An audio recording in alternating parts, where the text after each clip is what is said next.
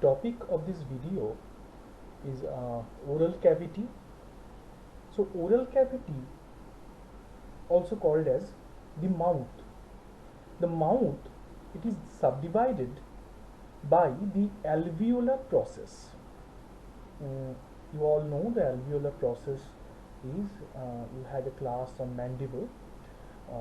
The alveolar process, gums and teeth, these three help to divide the oral cavity or mouth into smaller external.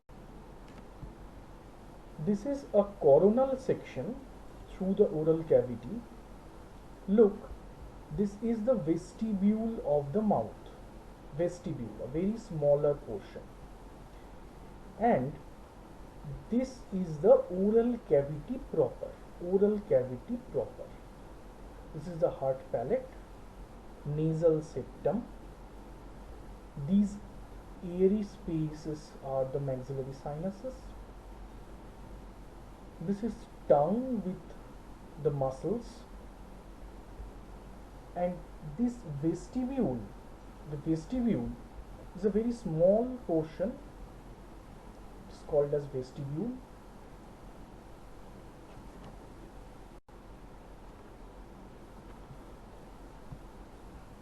You see, this is the oral cavity proper. You can easily see in the soft palate, the uvula. These are the palatine tonsil. Palatine tonsil. In between palatoglossal and palatopharyngeal arches. This is the vestibule. This is the vestibule. Okay.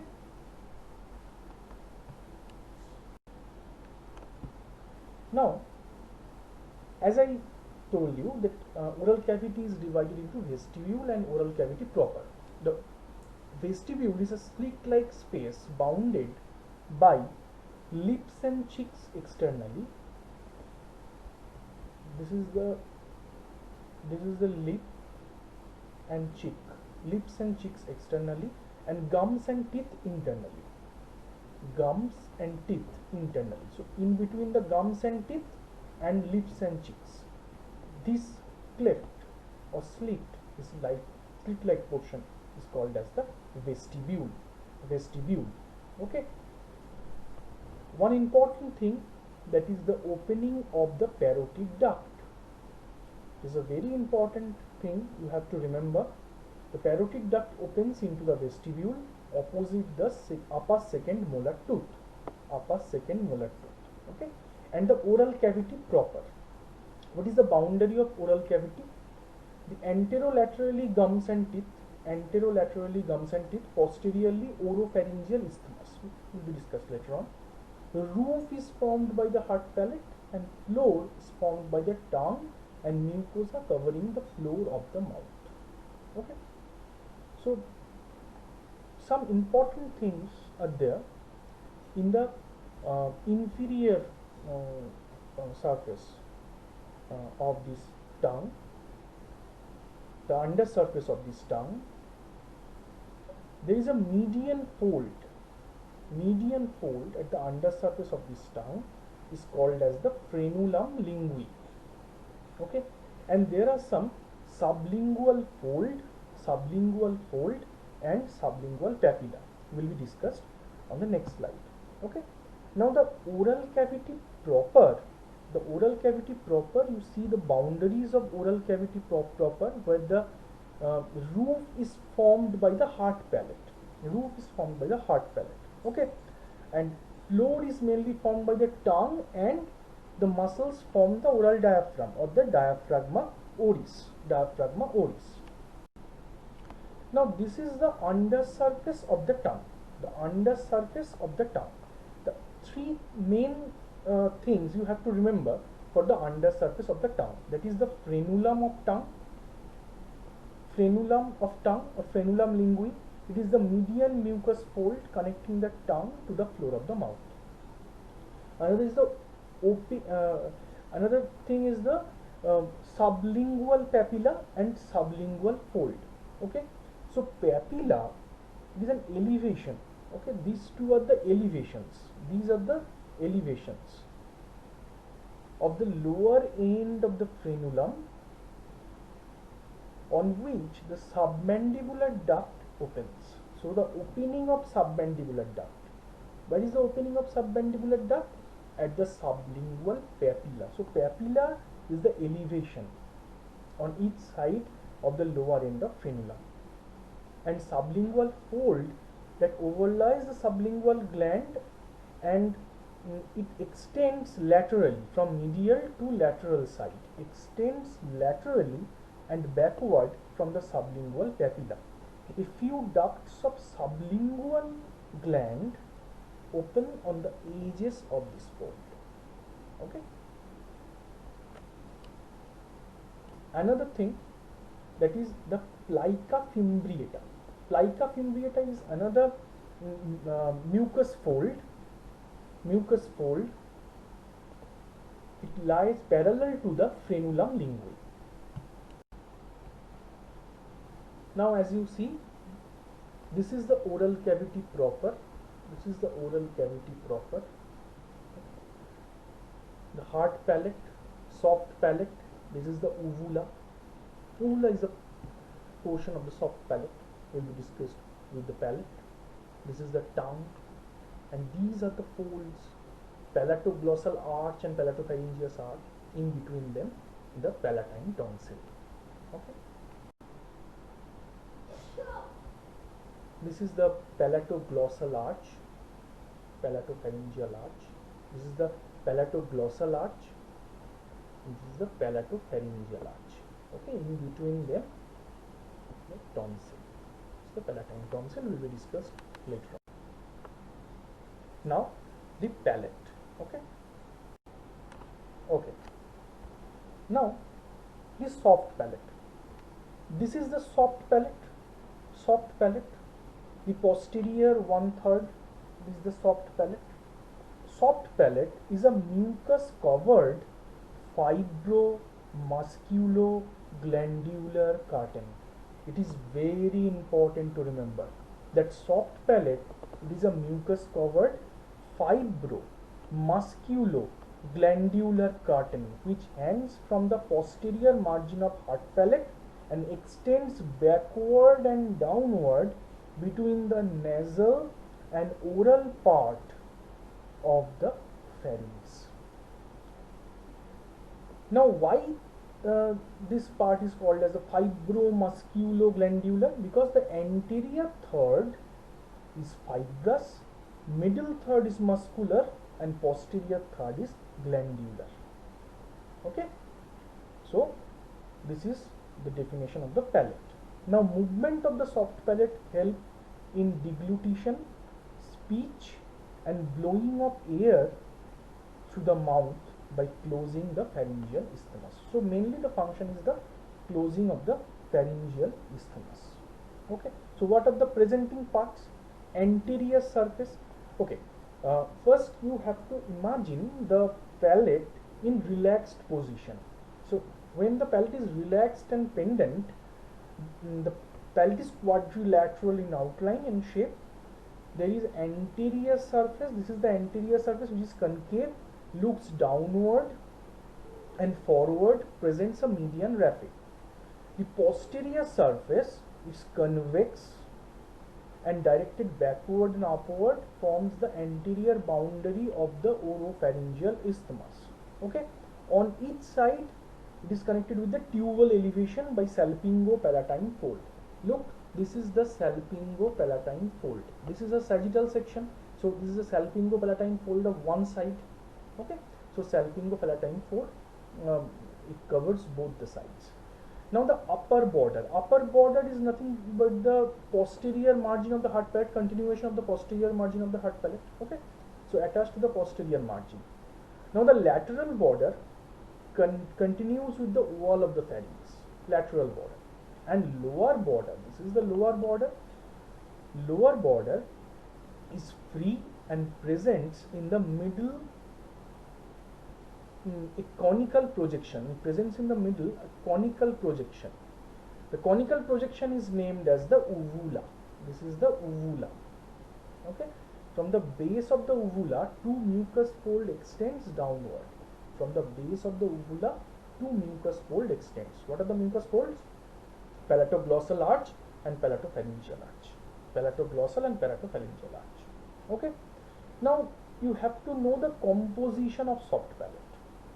So for the composition, you must know a name, that is the palatine aponeurosis. Palatine aponeurosis.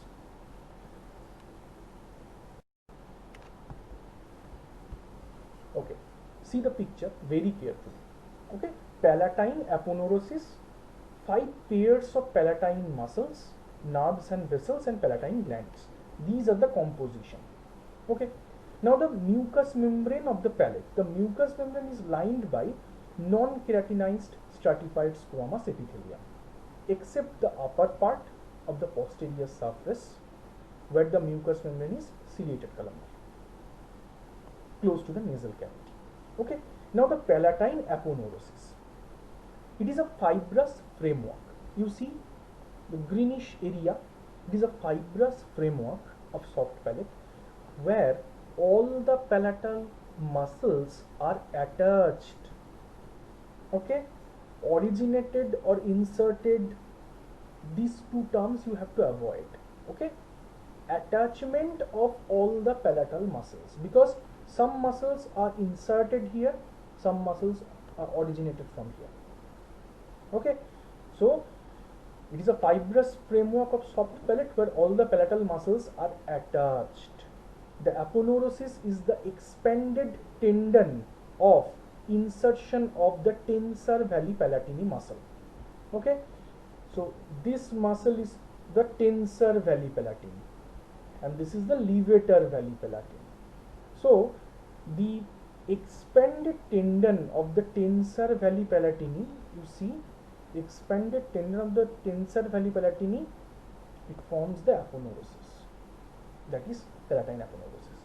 The aponeurosis is attached in front to the posterior margin of the undersurface of hard palate, posterior margin of the undersurface of hard palate, up to the palatine crest. On each side, I have already mentioned, on each side continuous with the tendon of tensor valli palatini, and after winding round the lateral side of the pterygoid hamulus. Okay, after winding down the lateral side of pterygoid hamulus, and in the middle the aponeurosis splits to enclose the musculus uvuli. Okay, in the middle the aponeurosis is splits to enclose the musculus uvuli muscle. Okay, now the palatine muscles. There are 5 pairs of muscles. Already we know that tensor valli palatini and levator valli palatini, these 2 muscles. Another 2 muscles are palatopharyngeus and palatoglossus. Now let's discuss one by one. And another muscle is the musculus uvuli. First, the levator valli palatini. Okay, so origin of these muscles, the levator valli palatini and tensor valli palatini, it seems a bit difficult for you because you don't have the clear-cut idea about the sphenoid, temporal, these bones. Okay, these are the cranial bones. So just listen and try to understand what I am saying. Okay, so levator valli palatini, it mainly arises from this apex of the petrous part of the temporal bone. Okay, apex of the petrous part of temporal bone in front of opening of carotid canal. Just remember this. Some part from the carotid sheath and some part from the medial lamina of cartilaginous part of the auditory tube. Some part from the medial lamina of the cartilaginous part of the auditory tube. Medial lamina of the cartilaginous part of the auditory tube. This is the auditory tube. These 2 are the auditory tube. So medial part of the cartilaginous part of the auditory tube. Okay, so each muscle passes downward through the sinus of Morgagni. Sinus of Morgagni is a space, okay, in the pharynx. There are so many spaces between the pharynx, the base of the skull, superior constrictor, between the superior constrictor, middle constrictor, between the middle constrictor, inferior constrictor, and so many structures are there, passes in between them. So they pass through the sinus of Morgagni and is inserted into the upper surface of palatine aponeurosis. It is inserted into the upper surface of palatine aponeurosis in between the anterior and posterior fasciculi of palatopharyngeus muscle. Okay, you see these two are the fasciculi, will be discussed later on along with the palatopharyngeus muscle. You just have to know that this levator veli palatini muscle have inserted in the palatine aponeurosis in between the two fasciculi of the palatopharyngeus. Okay, now the action is to elevate the levator. So the elevate, so it elevates the soft palate and close the pharyngeal isthmus. Okay, now next, tensor veli palatine. The origin is from the scaphoid fossa of the medial pterygoid plate. Okay, this is the lateral pterygoid plate, medial to it, medial pterygoid plate. So from the scaphoid fossa of the medial pterygoid plate, from the lateral and fibrous lamina of the auditory tube, from the medial levator veli palatini, lateral tensor veli palatini of the auditory tube, and from the sulcus tubi and the spine of the sphenoid. Okay, now muscle is triangular in shape and converge below to form a rounded tendon. This tendon turns medially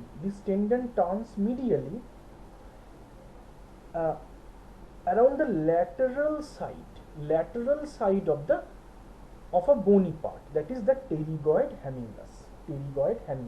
Okay, at this portion this tendon is separated from a bursa to avoid the friction with the pterygoid hamulus, and finally the tendon reaches the soft palate for insertion of palatine aponeurosis. Okay, action, it is a tensor muscle, so tensor veli palatini, it stretches and depresses the anterior part of the soft palate and thereby closes the pharyngeal isthmus. It also has a function for the auditory tube. It dilates the auditory tube. Hence, it is known as the dilator tubi. Okay. Next to it, the musculus uvuli. Each muscle arises from the posterior nasal spine. Okay, of the hard palate, passes backward and downward within the tubular sheath of the palatine aponeurosis. You see, there is a greenish area, that is the tubular sheath of palatine aponeurosis. Okay, tubular sheath of the palatine aponeurosis, and is inserted into the submucous tissue of the base of uvula. Okay, action, it pulls the uvula forward to its own side. Okay, now two muscles, palatopharyngeus and palatoglossus. Remember, the levator veli palatini and tensor veli palatini, these two muscles are inserted into the palatine aponeurosis, and palatopharyngeus and palatoglossus, these two muscles are originated from the palatine aponeurosis. Okay, so the muscle, this palatopharyngeus muscle, takes origin from the upper surface of the palatine aponeurosis. Okay, to view the palatopharyngeus and palatoglossus, let's discuss on the next slide.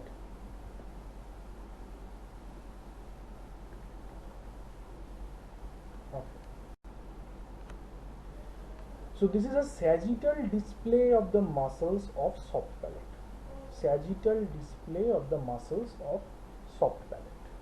Okay. Now you see the palatopharyngeus muscle. Okay. The palatopharyngeus muscle, it originated from the palatine aponeurosis, and it originated by two fasciculus, the anterior fasciculus and the posterior fasciculus. Two fasciculus. These two fasciculus is separated by the insertion of the levator veli palatini muscle. Separated by the insertion of levator veli palatini. The anterior fasciculus arises from the heart palate, and posterior fasciculus arises from the lower end of the aponeurosis. Okay. Both the fasciculi join posterolaterally to form a single muscle, and which the muscle which passes downward and backward under the cover of palatopharyngeal arch. In the pharynx, it joins with the salpingopharyngeus and stylopharyngeus. In the pharynx, it joins with the salpingopharyngeus and stylopharyngeus. This is the styloid process, stylopharyngeus, and form a conjoint fasciculi of palatosalpingo and stylopharyngeus. And most of the fibers of this muscle have been inserted to the posterior border of the lamina of thyroid cartilage. Posterior border of the lamina of thyroid cartilage. Some fibers spread along the pharyngeal wall and insert to the pharyngeal raphe, and few fibers of the palatopharyngeus sweep backward under cover of Passavant's ridge. This is these muscle fibers form a U-shaped sphincter, that is the palatopharyngeal sphincter. So mucous membrane covering above the sphincter, there is an area called as the Passavant's ridge. Okay, the Passavant's ridge will be discussed briefly with the pharynx. You just have to remember there is a palatopharyngeal sphincter formed by few fibers from the palatopharyngeus muscle. Okay, the action is same. Also, it elevates the larynx and pharynx and closes the pharyngeal isthmus by opposing the palatopharyngeal arch. Okay. Now another muscle is the palatoglossus, from the palate to the tongue, arises from the undersurface of palatine aponeurosis and inserted at the junction between the anterior 2/3 and posterior 1/3 of the tongue, and few fibers are continuous with the transverse lingual muscle. Action: elevates the base of the tongue and closes the pharyngeal isthmus. Now there are some slings are formed of these muscles. These slings, these U-shaped slings, are very much full for the palatal muscles action. See on the next slide. Look, this is a sling of levator veli palatini, sling of the palatopharyngeus in Passavant's ridge, and sling of the palatopharyngeus. So sling of the levator veli palatini, it elevates the palate, and this sling of the palatopharyngeus, it approximates the pharyngeal isthmus like this, approximates the pharyngeal isthmus, and the sling of the palatoglossus, narrows the oropharyngeal isthmus, okay. These three you have to remember. This is the muscles of the palate as a whole,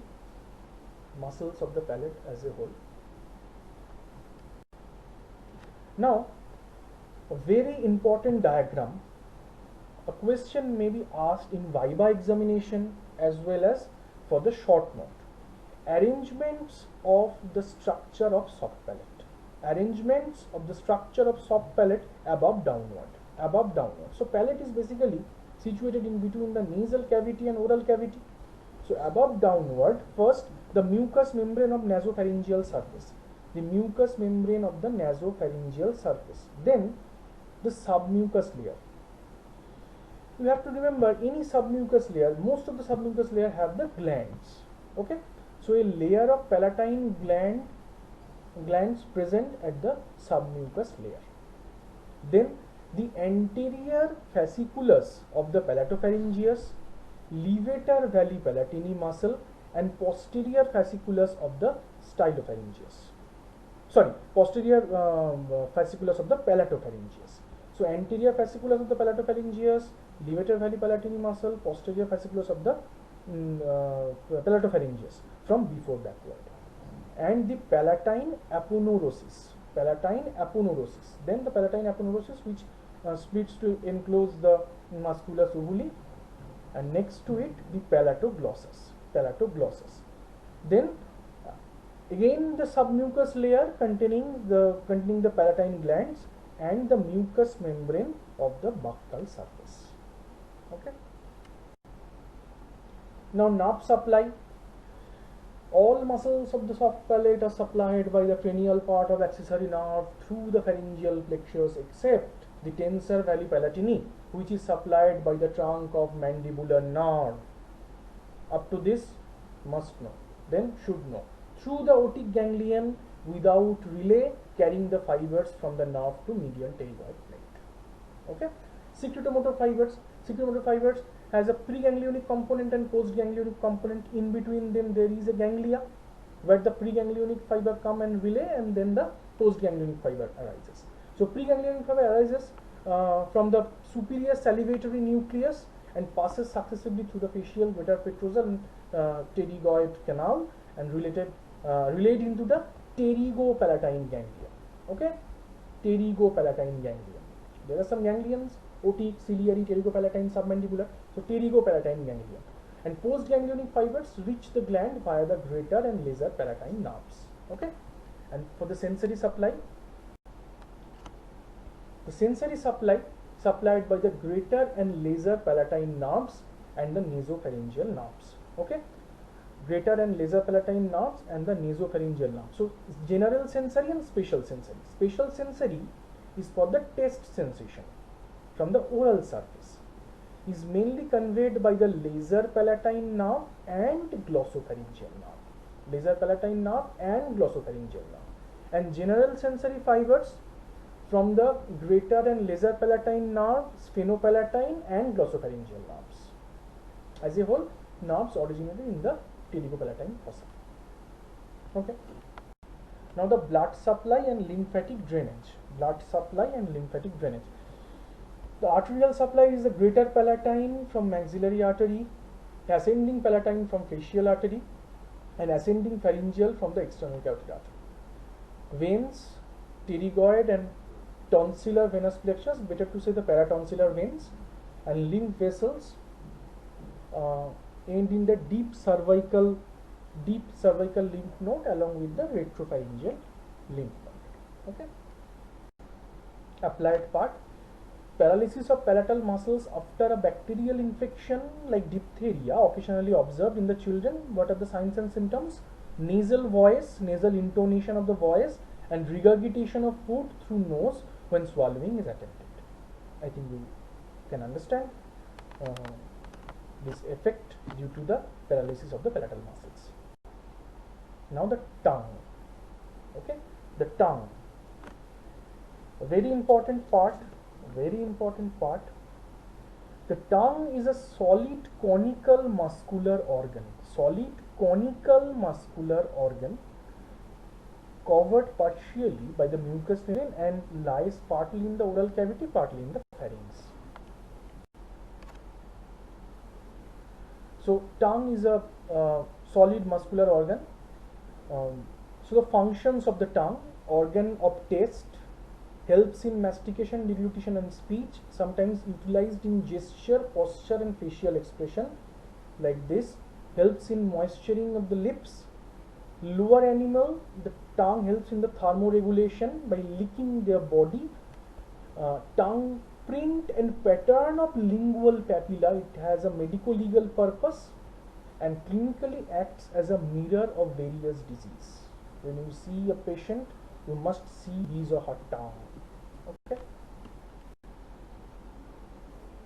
Okay. So the presenting parts of the tongue: first the tip or apex, base, dorsal surface, inferior surface, lateral margins, two lateral margins and root. Okay. So the tip is directed forward in contact with the incisor teeth. You see, this is the incisor teeth, these two are the incisor teeth, and along with the contact of the incisor tip, this portion is the tip.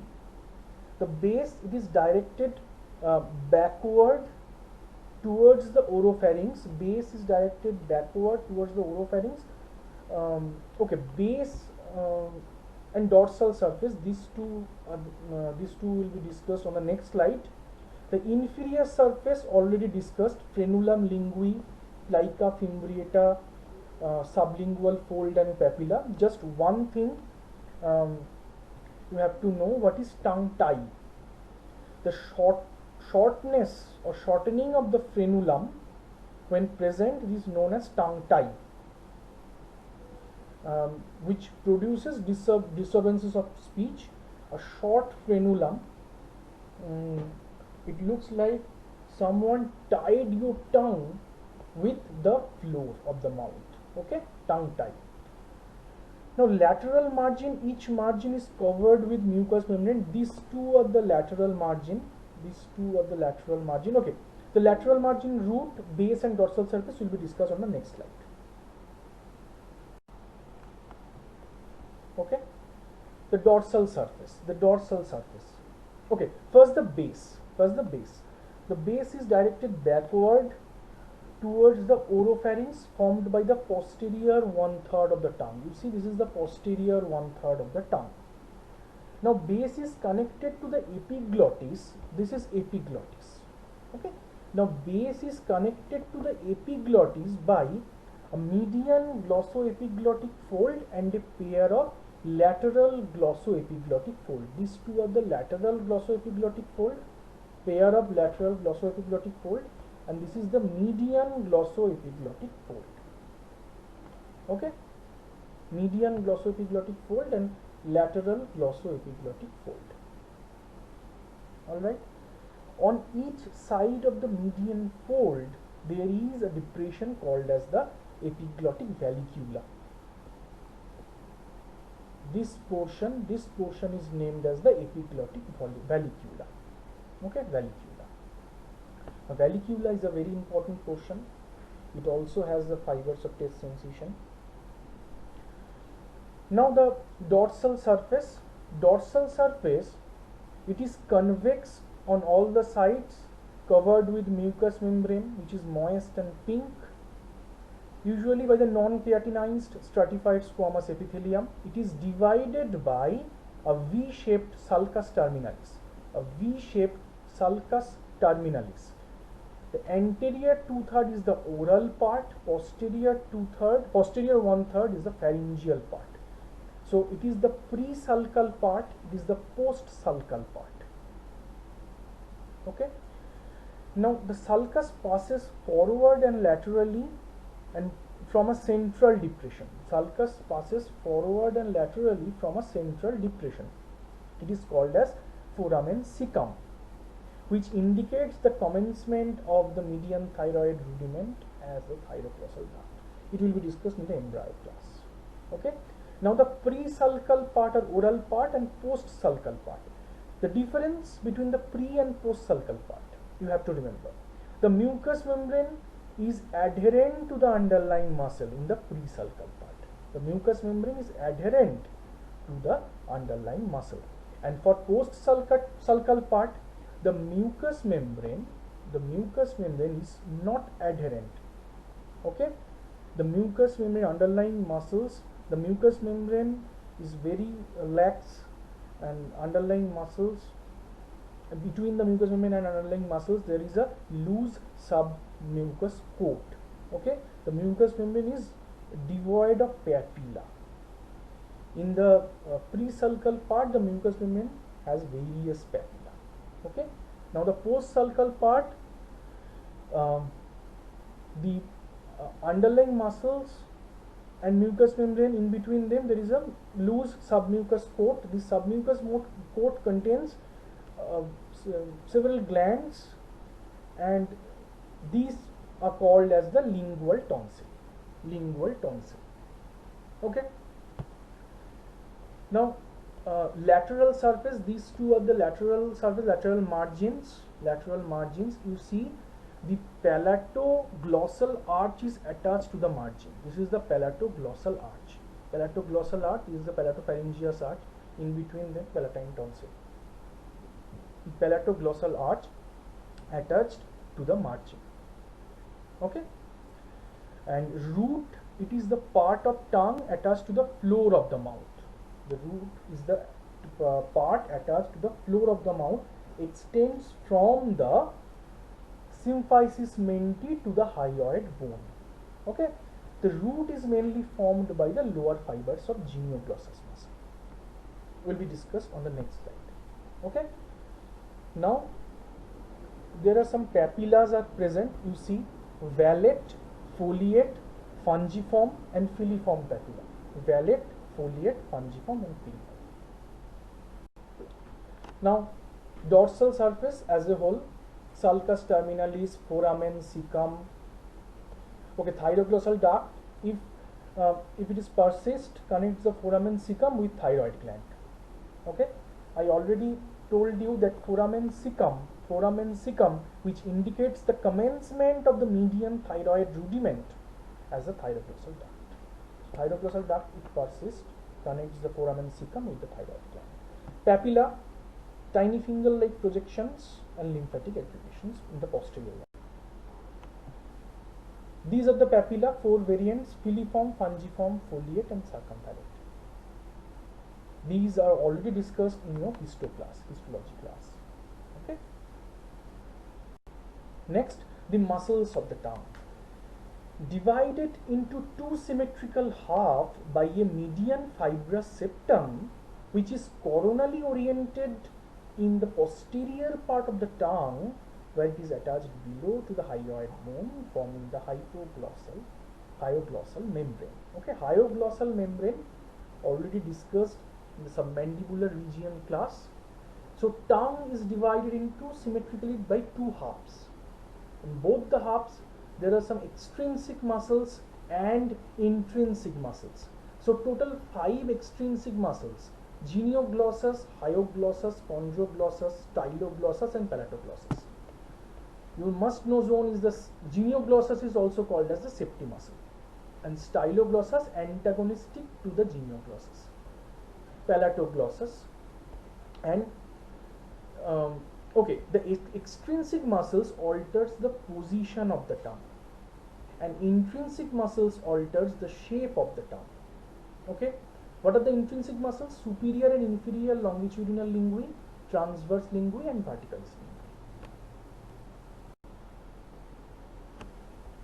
You see, there is a coronal section.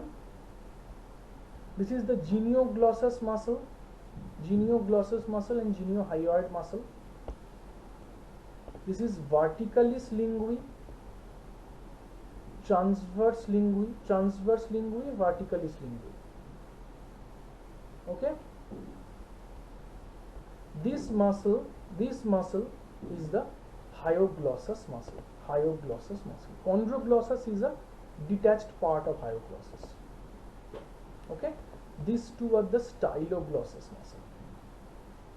This muscle you can better understand in the next picture. Okay. Superior longitudinal muscle. This is a coronal section. Superior longitudinal muscle. Vertical muscles. This is the median fibrous septum. Okay. Genioglossus, hyoglossus. Okay. In next picture, even more better you can understand. Yes, this is geniohyoid muscle. This is genial tubercle, geniohyoid. Inferior genial tubercle from the to the hyoid bone, geniohyoid. Genioglossus, superior genial tubercle to the tongue, genioglossus. Part of genioglossus, some fibers form the base of the tongue. Okay. Hyoglossus and styloglossus. This is the styloglossus. These are the muscles of the tongue. Okay. You see, genioglossus, styloglossus, hyoglossus, palatoglossus, origin, insertion, movement and innervations. smaller in a single slide.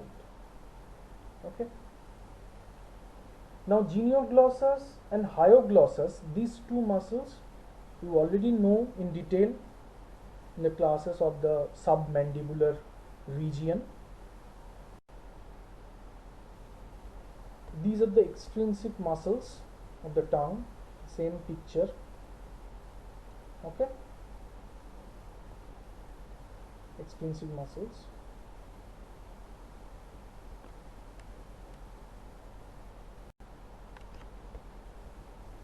Another picture showing the genioglossus and geniohyoid. This is the geniohyoid and this is the genioglossus. This is hyoid bone.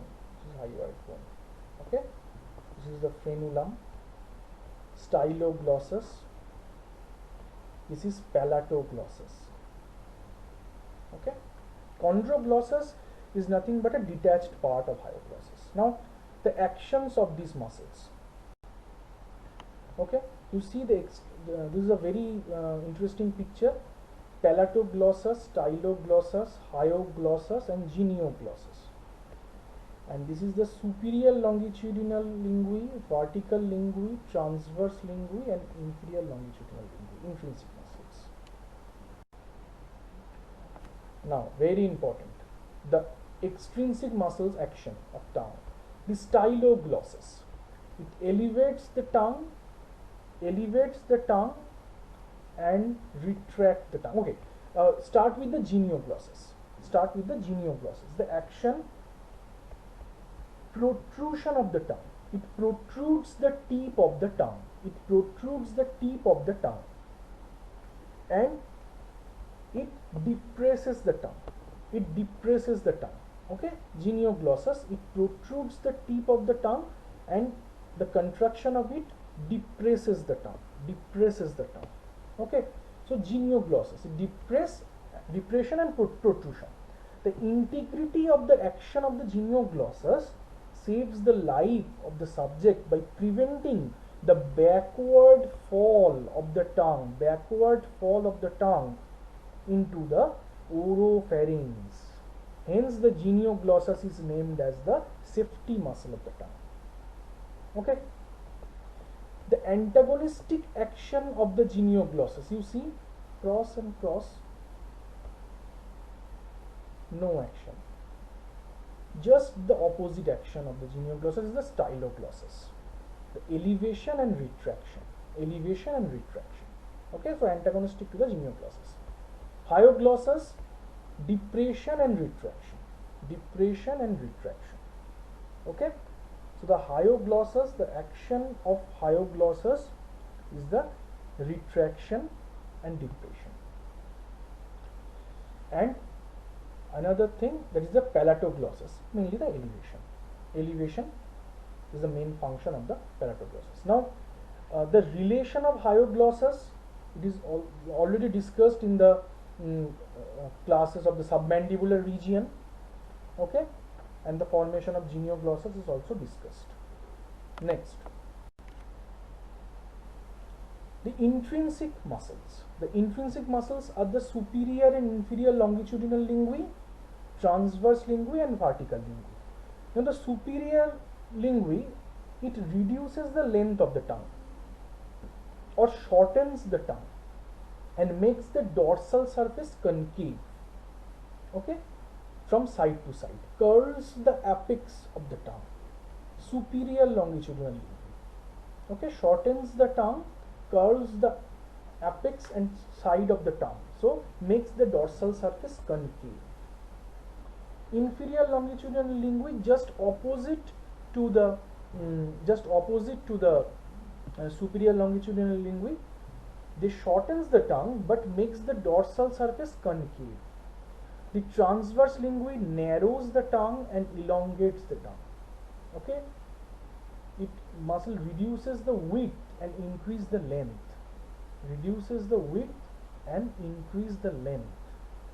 Okay, and vertical linguae flattens and widen the tongue.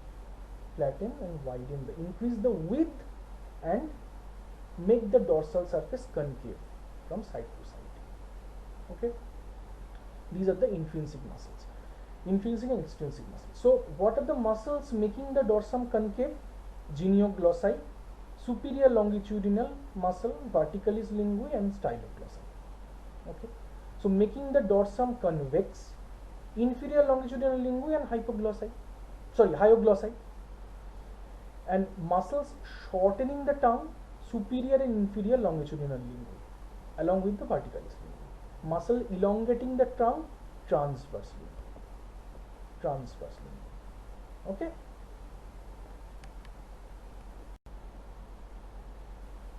Now blood supply of the tongue, arterial supply. The chief artery of the tongue is lingual artery, branch of external carotid artery.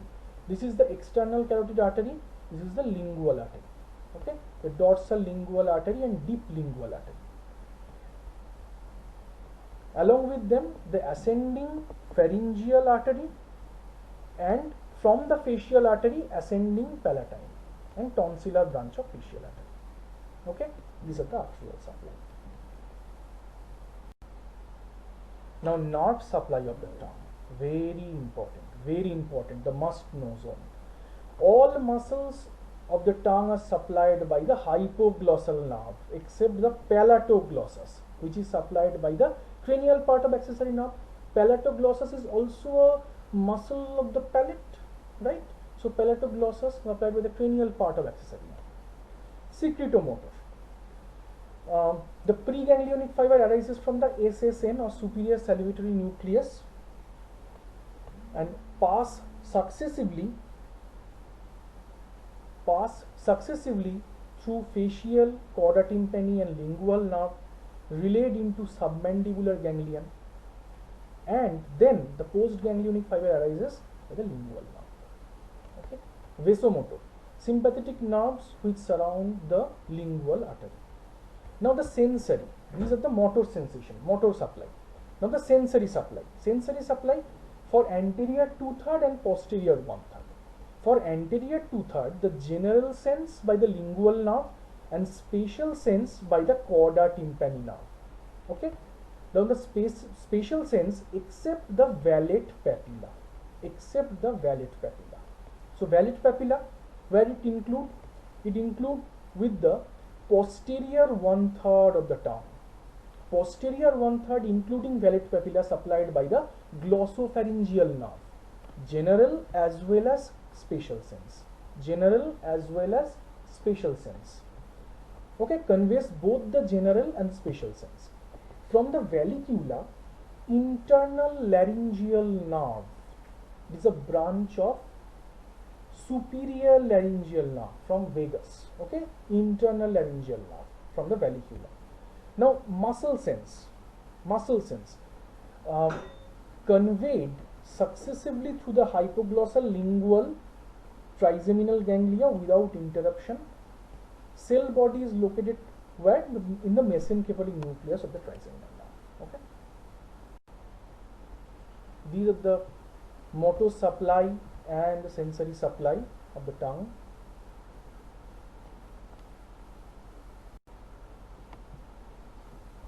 Actions of the tongue: protrusion, elevation, depression and retraction. Okay. Effects of paralysis of hypoglossal nerve, left-sided hypoglossal nerve paralysis. Okay, paralysis of genioglossus on the left side and deviation of tongue on the left side. Why? Mainly the genioglossus and most of the tongue muscles, they are pushing muscle. So the action of the left-sided genioglossus is push the tongue to the right side. And action of the right-sided genioglossus is main action is push the tongue to the left side. So pushing muscle. Their function is to pushing. Right side push the tongue to the left side push the tongue to the right side. So suppose left-sided genioglossus is paralyzed. So left-sided genioglossus cannot be able to push the tongue on right side, but right-sided genioglossus, it is healthy, it can able to push the tongue on left side. So deviation of the protruded tongue on the left side So the side of the muscle paralyzed, the tongue deviated to the same side due to the pushing action of the opposite side healthy muscle. Okay. These are the lymphatic drainage. The lymphatic of the tongue consists of intramuscular, submucous plexus, and arranged in 4 sets. Okay, apical, marginal, central, and dorsal. Okay, this is a very complicated thing. You just have to remember there are 4 sets, and into the jugulodigastric lymph node, submandibular lymph node, some from the jugulo-omohyoid lymph node. That's all. It is a bit complicated for at your level. Okay.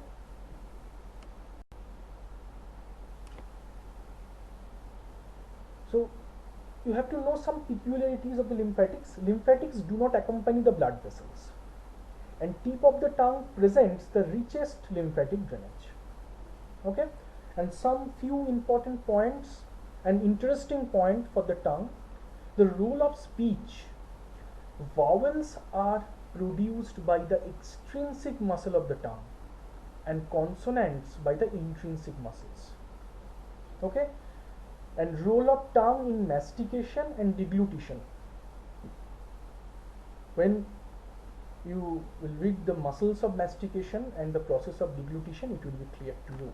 Okay. Now the palatine tonsil. Okay, you already know the palatine tonsil.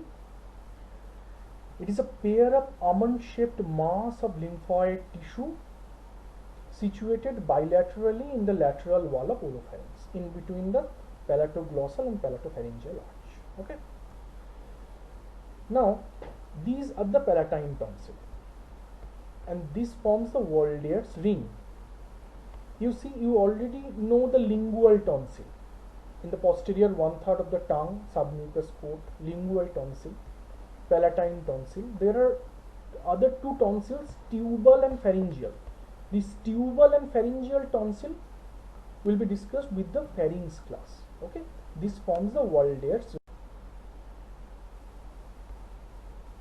Nasopharyngeal tonsil, tubal tonsil, palatine tonsil, and lingual tonsil. This forms a ring that is called as Waldear's ring. You see, palatoglossal arch and palatopharyngeal arch. Palatoglossal and palatopharyngeal arch. Okay, this is uvula. In between them, there is a almond-shaped mass of lymphoid tissue that is named as the palatine tonsil. Okay, so the boundary of palatine tonsil: in front the palatoglossal arch and behind the palatopharyngeal arch. Apex by the soft palate. Apex by the soft palate, and base by the dorsal surface of posterior 1/3 of the tongue. This is the base, posterior 1/3 of the tongue. Apex by the soft palate and base by the dorsal 1/3 of the tongue. Now lateral wall or tonsillar bed. This is the lateral wall or tonsillar bed. Various structures are present, will be discussed in the next slide.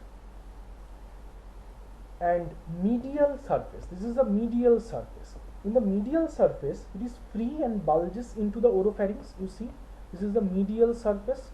It is free and bulges into the oropharynx. Lined by non-keratinized stratified squamous epithelium, the amount of bulging of the medial surface is not a true index of the size of the gland, because the size may be reduced at the lateral surface, and it is usually very large in case of children, smaller than the size in case of adult. Okay. Now there are some features present at the medial surface. Tonsillar pits. You see, there are small openings. Small openings are there. 12 to 15 in number. Each pit leads into a mucous tubule known as tonsillar craterus. And intratonsillar cleft, it is a deep semilunar fissure affecting 40% of the subject. Here it is not present. And there are some embryonic fold, plica triangularis and plica semicircularis. It may be a plica semicircularis. It arches backward from the upper part of the palatoglossal arch, you see, and replaced by the lymphoid tissue after birth. And there are some plica triangularis. Okay. So these are the parts. So let's discuss the lateral surface. You see the lateral surface. This is the lateral surface, okay, showing the lateral relation of palatine tonsil in coronal section. First, the pharyngobasilar fossa. So lateral wall is also called as tonsillar bed. The tonsillar bed is formed by pharyngobasilar fossa, a few fibers of palatopharyngeus, superior constrictor muscle, styloglossus muscle accompanied by the glossopharyngeal nerve. Okay, and relation of the lateral surface. First, okay, relation you can better understand in the next slide. Yes, see, this is the medial side, this is the lateral side. So relation on the lateral surface from within outward.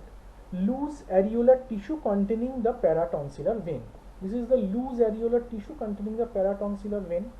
This is a fibrous capsule covering the fibrous capsule covers the palatine tonsil. The paratonsillar vein with loose areolar tissue. Pharyngobasilar fossa. This is the pharyngobasilar fossa. Okay.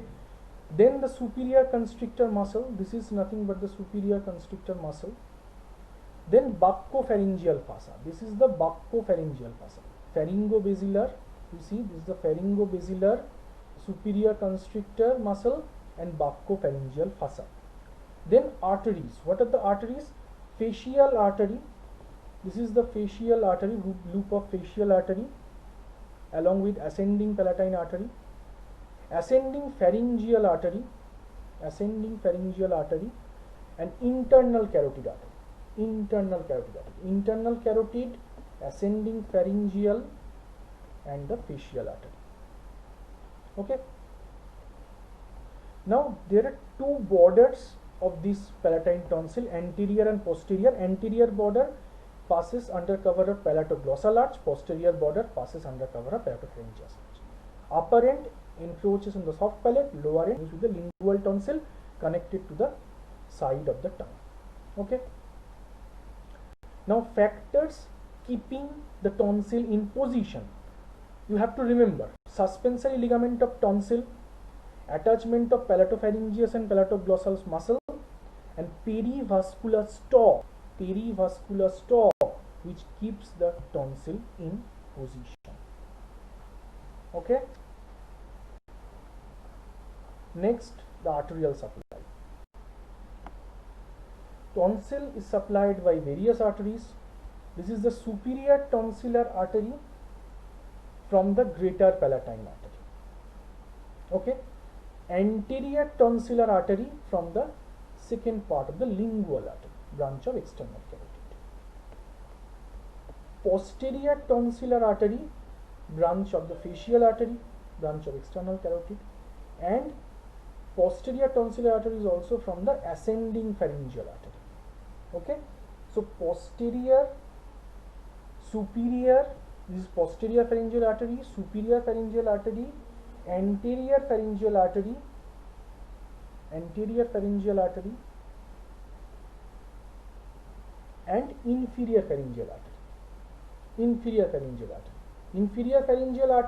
posterior pharyngeal artery. Sorry, these are not the pharyngeal artery, these are the tonsillar artery. I am very sorry. The posterior tonsillar artery, anterior tonsillar artery, superior tonsillar artery, and inferior tonsillar artery. 4 tonsillar arteries. The superior tonsillar arteries branch of greater palatine artery. Posterior and inferior tonsillar artery. Posterior tonsillar artery and the inferior tonsillar artery, both the branches of the facial artery. The posterior tonsillar artery is also a branch of ascending pharyngeal artery, and the anterior tonsillar artery is from the second part of the lingual artery. Okay, venous drainage. The veins drain into the pharyngeal plexus via the paratonsillar veins. Okay, lymphatic drainage, drain into the jugulodigastric lymph node. Okay, nerve supply by the glossopharyngeal nerve. The tonsil is supplied by the glossopharyngeal nerve along with the greater and lesser palatine branch of pterygopalatine ganglion. Okay, so this is all about the tonsils. So tonsils mainly prevent infection, but when tonsils are infected, that is called as tonsillitis. So chronic tonsillitis, there is a operation called as the tonsillectomy, surgical removal of the tonsil. Okay, so during removal, the paratonsillar veins may be damaged, producing excessive hemorrhage. Okay, sometimes patients complain loss of taste sensation after tonsillectomy due to involvement of the glossopharyngeal nerve. Okay, and complete removal of the tonsil may be assessed by noticing the fibrous capsule whether intact or not. If fibrous capsule is intact, it is okay. Sometimes referred frame from the infected tonsil may extend to the middle ear because both are supplied by the glossopharyngeal nerve.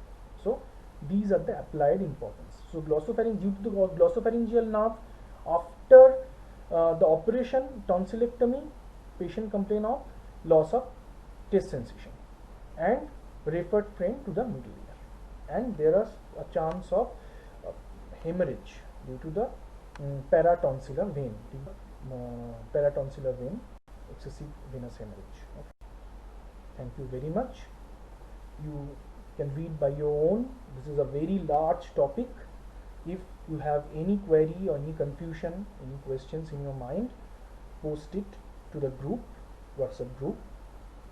I will be there for you. Okay, thank you.